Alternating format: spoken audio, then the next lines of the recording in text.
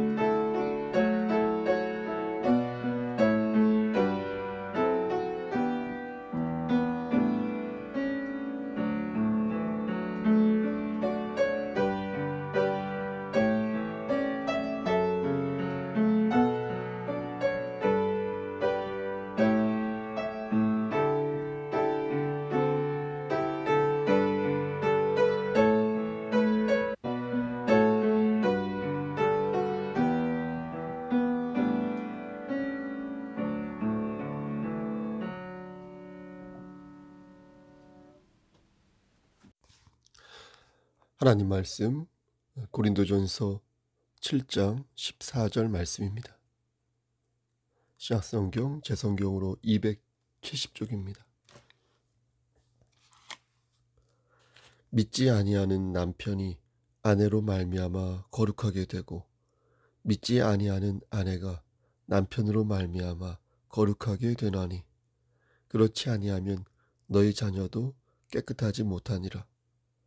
그러나 이제 거룩하니라. 아멘. 하나님 이 말씀을 들어 사용하여 주시옵소서. 예수님의 이름으로 기도하였습니다.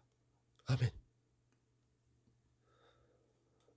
상상만 해도 가슴이 조여오고 눈물이 날 것 같은 상황은 아마도 자녀가 죽음을 맞이하는 상황일 것입니다.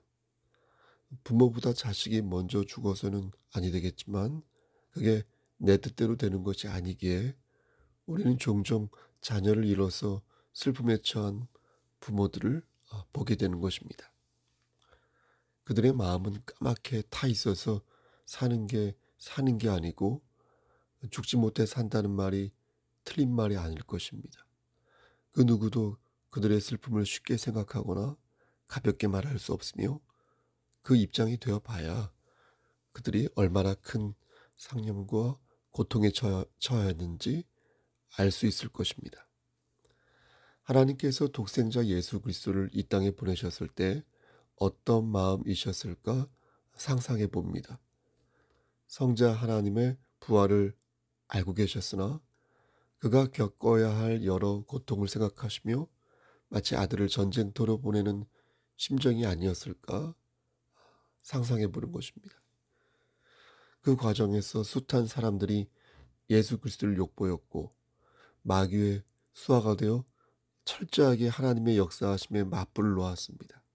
하지만 그 어느 누구도 하나님의 경륜을 막지 못하였고 주님은 사흘 만에 무덤에서 일어나사 부활의 기쁨을 여인들에게 알리셨습니다. 저는 그리스도에게 속한 그리스도인으로서 오늘은 불행에 직면한 그리스도인의 고통에 대해 말씀을 전하고자 합니다. 놀라운 것은 우리의 고난이 우리만의 고난이 아니라 하나님의 긍휼하심과 긴밀히 연결되어 있다는 것입니다.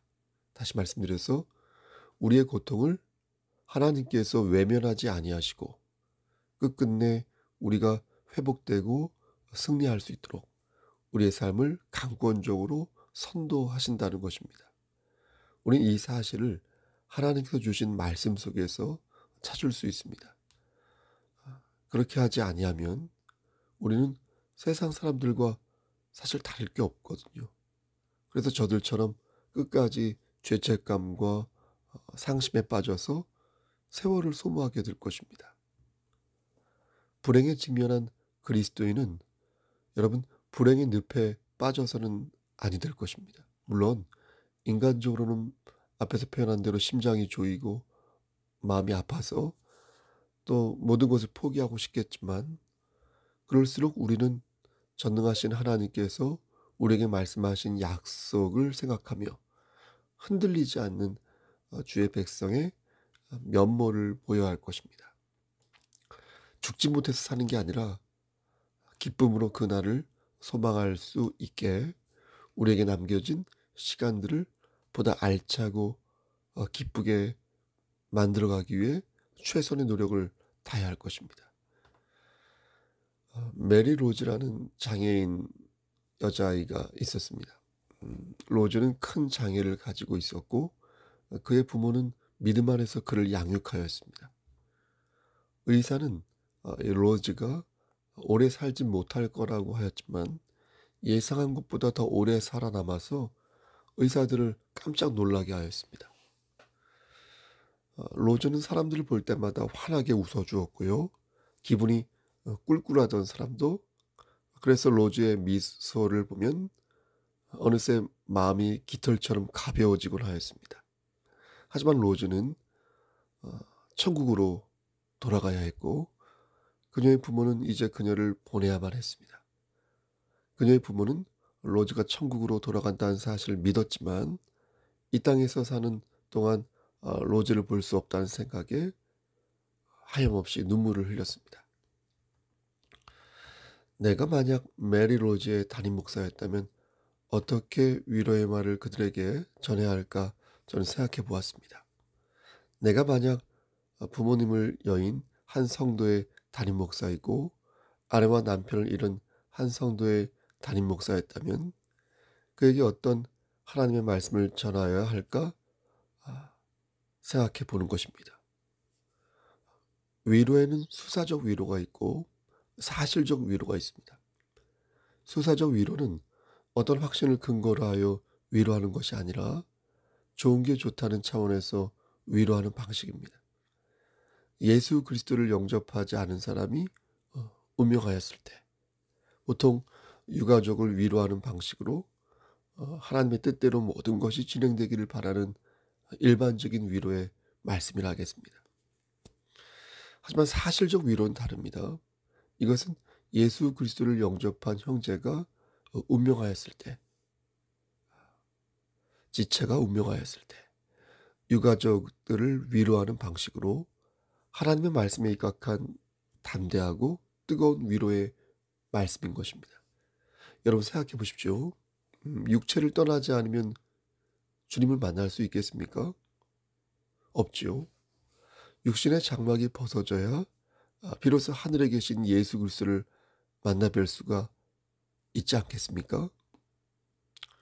그렇게 해서 지금 하늘에 있는 우리의 신앙의 선배들 많이 있지 않습니까? 작년에 많은 경험을 우리는 또 하지 않았습니까?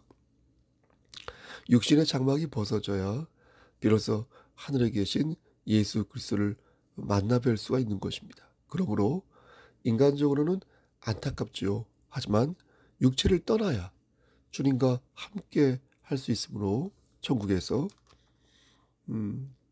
형제의 죽음은 새로운 시작을 알리는 전환점이 되는 것입니다. 고린도후서 5장 8절 말씀에 이렇게 분명히 말씀합니다. 우리가 담대하여 원하는 바는 차라리 몸을 떠나 주와 함께 있는 그것이라. 아멘. 메리 로즈는 평생 아픈 몸으로 살았으나 이제 주님의 품에 안기게 된 것입니다. 그녀가 가지고 있던 완전하지 않은 모습은 이제 완전한 모습으로 변화된 것이고 이제 메리 로즈는 자신보다 먼저 천국에 이른 다른 아이들과 함께 천국에서의 삶을 시작하게 된 것입니다. 메리 로즈의 모습이 어떻게 바뀌었는지는 구체적으로 알 수 없지요. 요한일서 3장 2절 말씀을 보면 이에 대한 증거가 있는데 사랑하는 자들아 우리가 지금은 하나님의 자녀라. 장래에 어떻게 될지는 아직 나타나지 아니하였으나 그가 나타나시면 우리가 그와 같은 줄을 아는 것은 그의 참모습 그대로 볼 것이기 때문이니. 그러니까 메리 로즈는 그의 부모님의 품을 떠나 예수 그리스도의 품으로 간 것이니 이제 주님이 그의 눈물을 닦아줄 것이므로 이제 로즈는 더 이상 두렵거나 외롭지 않은 것입니다. 고난주간을 보내면서 예수님의 고난보다 우리 자신의 고난을 더 많이 생각하는 것이 처음엔 과연 옳은 일인가 싶었습니다. 하지만 주님께서 왜 십자가에 달려 고난을 당하시고 죽으셨는지 생각해 볼 때 우리의 고난을 생각하는 것이 결코 잘못된 것이 아니라는 그런 생각을 하게 되었습니다. 우리는 그리스도에게 속한 그리스도인입니다. 그리스도의 마음을 담고자 애쓰는 사람이며 우리가 서 있는 자리에서 예수 그리스도의 향기를 발하기 위해 노력하는 자들입니다. 그러므로 우리의 고난은 예수 그리스도의 고난과 연결되어 있는 것입니다. 우리를 위해 예수님께서 십자가에 달려 돌아가셨는데 정작 우리의 삶이 행복하지 않으면 우리 주님은 얼마나 속상하시겠습니까? 예수님께서는 우리가 진정으로 형통하기를 바라십니다. 진정으로 하나님과의 관계가 회복되기를 바라시고 진정으로 낙오자가 되지 않고 천국 백성으로 끝까지 살아남기를 원하십니다. 그러므로 우리는 고통과 슬픔에 처했을 때 하나님의 사랑을 기억해야 할 것입니다. 하나님께서는 연약하고 무기력한 사람들을 사랑하십니다. 상처받은 자의 구멍난 마음을 외면치 아니하시고 천국의 소망으로 당신의 자녀들이 다시 일어서기를 원하십니다. 낮은 자를 돌보시며 허물이 많은 자를 돌보십니다. 강한 것들을 부끄럽게 하시고 있는 것들을 패하며 없는 것들을 택하십니다. 이것이 바로 고난과 고통에 처한 당신님의 자녀를 바라보시는 하나님의 마음인 것입니다. 이러한 맥락에서 저는 오늘 본문 고린도전서 7장 14절 말씀을 다시 한번 묵상해 보는 것입니다. 여러분, 이 말씀을 어떻게 이해하십니까? 제가 한 번 더 읽어보겠습니다. 믿지 아니하는 남편이 아내로 말미암아 거룩하게 되고 믿지 아니하는 아내가 남편으로 말미암아 거룩하게 되나니 그렇지 아니하면 너희 자녀도 깨끗하지 못하니라. 그러나 이제 거룩하니라. 여러분, 이 말씀을 어떻게 이해하십니까? 정말로 믿지 아니하는 남편이 믿는 아내로 말미암아 거룩해질 수 있다고 생각하십니까? 믿지 아니하는 아내가 하나님을 믿는 남편으로 말미암아 정말로 거룩해질 수 있고 자녀도 깨끗해질 수 있다고 생각하십니까? 만약 신앙 고백을 하지 않은 자가 갑작스레 죽음을 맞이했을 때 과연 그가 주님을 믿은 자라고 자신 있게 말할 수 있겠습니까? 이해를 위해 한 가지 예를 들어보겠습니다. 장로님 딸이 결혼하여 아이를 낳았습니다. 그런데 그 아이가 그만 불의의 사고로 죽고 말았습니다. 그렇다면 그 아이는 어떻게 되는 것일까요? 천국에 가는 것일까요? 아니면 그 반대일까요? 하나님의 주권을 받들어 하나님의 뜻대로 이루어지는 것은 당연한 것입니다. 하지만 우리는 오늘 본문에 입각하여 죽음을 맞이한 어린 영혼의 미래를 자신 있게 말할 수 있는 것입니다. 하나님께서는 오늘 본문을 들어 고난에 직면한 당신의 자녀들에게 뭐라고 말씀하십니까? 귀 있는 자는 성령의 음성을 들으시길 바랍니다. 믿지 아니하는 남편이 믿는 아내로 말미암아 거룩하게 되고 믿지 아니하는 아내가 믿는 남편으로 말미암아 거룩하게 되나니 그렇다면 장로님의 딸이 낳은 그 아이는 믿는 가족의 거룩한 구성원이므로 그 역시 주님의 품에 안겼을 것이라고 믿을 수 있는 것입니다. 여러분, 오해하지 마시기 바랍니다. 부모가 자식의 영혼을 구원해 줄 수 있다는 말이 아닙니다. 우리의 구원은 인간의 노력과 공로가 아니라 전적으로 하나님의 주권에 따른 주님의 은혜로만 이루어질 수 있다고 믿지만, 그러나 성도의 거룩한 교감은 분명 그의 가족과 이웃에게도 영향을 미친다는 것입니다. 만약 그렇지 않다면 하나님께서는 오늘 말씀을 성경으로 남겨두지 아니하셨을 것입니다. 거룩한 성도의 영향력이 가장 가까운 사람에게 전달이 되어 마치 스펀지가 물을 먹듯 내 자녀에게, 내 부모에게, 나의 남편과 아내와 나의 친구와 나의 이웃에게 지금은 아닌 것 같지만 소리새도 없이 스며든다는 사실을 우리는 명심해야 할 것입니다. 여러분, 우리의 삶은 고난의 연속이 아닙니까? 기쁠 때도 있고요. 힘이 날 때도 있고요. 하지만 언제든 상황이 역전될 수 있는 것이 인생 아닙니까? 한 치 앞도 내다볼 수 없는 연약한 미래를 생각하면서 사는 것이 우리의 삶 아니겠습니까? 이런 상황에서 여러분들은 어디에 여러분들의 미래를 거시겠습니까? 청약적금에, 주식 투자에, 어떤 재테크에 거시겠습니까? 아니면 든든한 사회적 인맥과 어떤 각종 스펙과 문명의 이기에 거시겠습니까? 하나님께서는 오늘 본문을 들어 말씀하십니다. 너희는 거룩한 자들이 되라. 거룩한 삶을 살아서 너희 자녀들이 하나님을 믿는다고 고백할 수 있기 전에 이미 내가 그들을 거룩한 가족의 구성원으로 선언하게 하라. 전 유독 이 말씀이 올해 가슴에 와닿는 것입니다. 여러분들은 어떻습니까? 사랑하는 성석교회 성도 여러분, 우리 경천교회 목사님들, 여러분들의 가정을 믿음의 가정으로 세우시기를 바랍니다. 여러분의 삶을 거룩한 삶으로 채워서 여러분을 바라보는 이가 선한 영향을 받아 그 역시 하나님의 자녀가 되도록 노력하시기를 바랍니다. 믿음의 가정을 꾸리는 것은 그 어떤 것보다도 귀하고 복된 것입니다. 평상시에는 드러나지 않을 수 있으나 고난에 처했을 때 정말로 잘했다 싶을 정도로 크고 놀라운 기쁨이 되는 것입니다. 환난과 고통에 처한 그리스도인에게 이 말씀을 전합니다. 앞이 캄캄하고 삶이 무기력한 그리스도인에게 이 말씀을 전합니다. 여러분들은 영생을 탑재한 하늘의 구원석이니 하나님의 은혜를 사모하여 부디 환난을 이기시기를 바라겠습니다.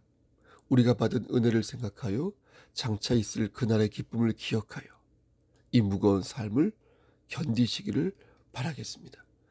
만약 여러분 자신만 그리스도인이라면 여러분의 삶을 더욱 거룩한 것으로 채워 다른 가족 구성원들도 그 대열에 참여할 수 있도록 더욱 신령한 것을 사모하시기를 바라겠습니다.